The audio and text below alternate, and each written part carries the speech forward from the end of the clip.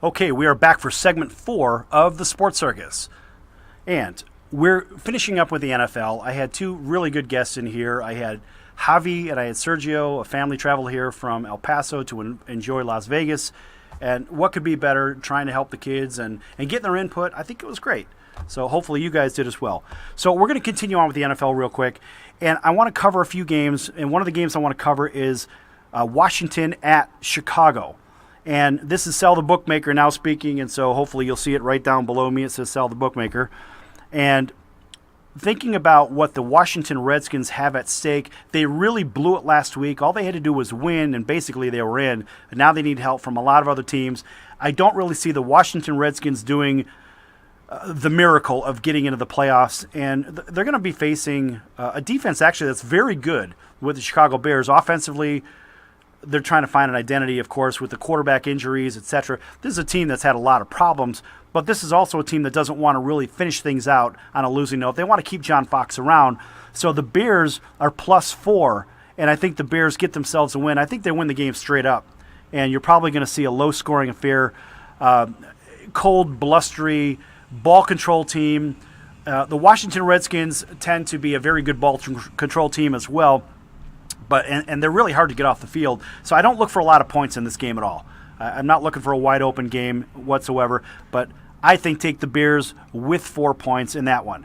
Now, also, that game has no value seemingly for the Bears. But you got to remember, trying to hold on to their coach, trying to hold on to what little fan base has migrated over to the Bears for throughout the season, it happens. So sometimes, the fans will shift, and you'll appeal to their emotions. So at the end of the season, a lot of times teams will, believe it or not, whether they're losing or not, they will actually pick up fan base, and hopefully they can hold on to that fan base through the spring and summer months, and maybe they'll be able to sell them more merchandise or whatnot. But the Bears have had the fan base, nationwide for a long time. I just think the Bears really find a way to win this game, and we'll see what happens. And this is a game tomorrow.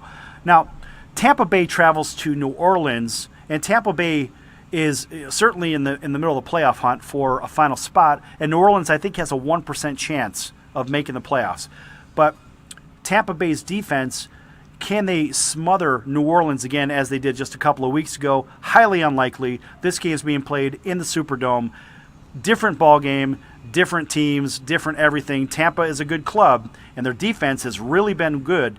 But this is going to be a shootout just like New Orleans had last week at 48-41, and look for New Orleans to score 30 points. In fact, I said last week's game was going to be a 31-28 type of game. Well, it turned out to be 48-41. Again, it was a high-scoring game. I did have that side right. As you know, I do pick games. But this is a game that New Orleans will win this game. The over and under is 52.5. Look for that to go over despite what happened last time these two teams played. Saints, tomorrow. Now, San Diego and Cleveland. When I had Javi and Sergio in here in the last segment, we talked a little bit about that game. And this is a very winnable game for Cleveland, believe it or not. For a lot of reasons. San Diego doesn't really travel that well. They don't score a ton of points on the road. They do enough to win the game sometimes. Of course, if you look at their record, it's not very good. But this is a very winnable game for Cleveland. This could be their first win, because even if they win, they're still going to get, more than likely, the number 1 draft pick. And no team wants to go winless. And so if San Francisco and Cleveland are fighting it out, I think Cleveland's going to end up getting the first pick. But look for Cleveland as your Pepto-Bismol upset stomach special of the game. I think Cleveland gets their first win this week against San Diego at home, and the weather is supposed to be actually fairly good. They're going to have a little bit of rain maybe, but it's supposed to be right around freezing, and it should be a regular, typical day in Cleveland along Lake Erie in December. This is what happens there. So there's the early Christmas gift for the Cleveland Browns. They get themselves their first win.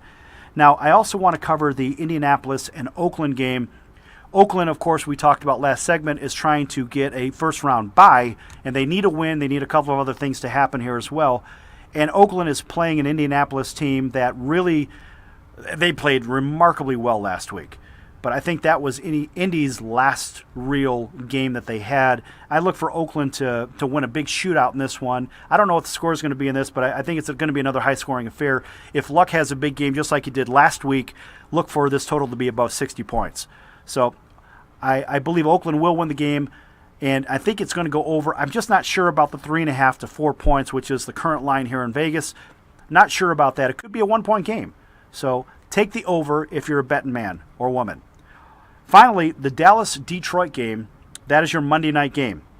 The weather is going to be mild, maybe a chance of showers, game temp maybe in the mid-50s, and that plays right in the hands of both of these teams that are really used to normal weather to play at this time of year. They're not really playing in blizzards because both stadiums are sort of enclosed. Well, we know Detroit's is enclosed, and Dallas, of course, has the protective around the field as well. Detroit needs the game a lot more than Dallas does. Dallas can lose the game and still end up with their home field advantage through the playoffs. I look for Detroit to cover the 7 points.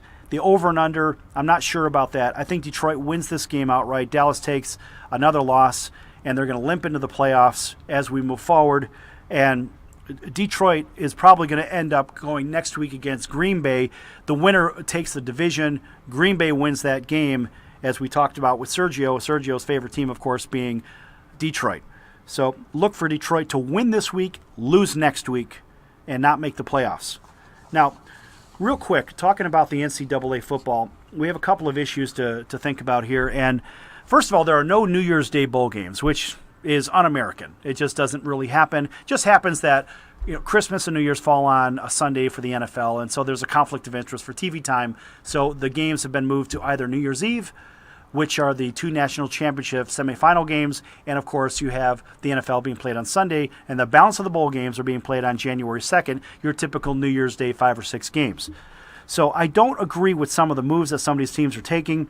I don't believe that Christian McCaffrey should be allowed to sit out the Sun Bowl against the University of North Carolina, and I don't believe that Fournette should be allowed to sit out the Citrus Bowl against Louisville.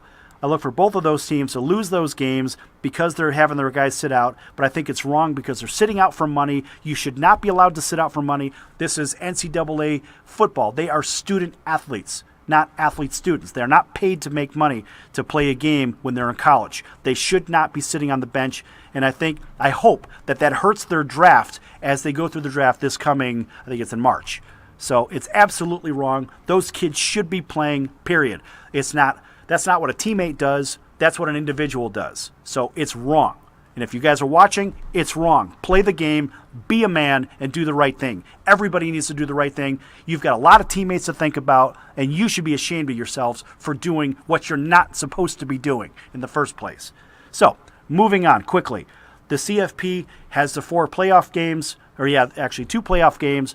Then you have your finals. And you've got Washington's playing Alabama. Washington wins that game. That's on December 31st, 1 week from tomorrow. And you have Ohio State against, Ohio State's going to lose. So, no, Ohio State's, they're playing Clemson. Clemson and Washington square off the national championship. And your national champion is Clemson. They're an experienced team. Although they're going to play a great Washington defense, that's your winner. I can't see it any other way. Alabama is overrated. They play 4 cupcakes every year. This year is no exception. I can't see Alabama getting past a really good defense that is highly underrated from the Pac-12.